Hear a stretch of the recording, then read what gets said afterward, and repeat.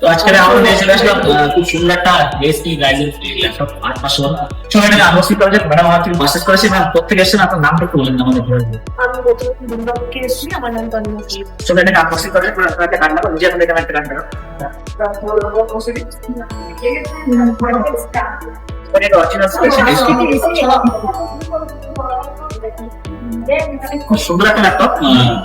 ল্যাপটপটাতে type C Thunderbolt দেওয়া আছে, এটাতে টাইপ সি চার্জার দিয়ে চার্জ করতে। তো ম্যাম আমাদের ল্যাপটপটা নিয়ে আমাদের বেশি কিছু না।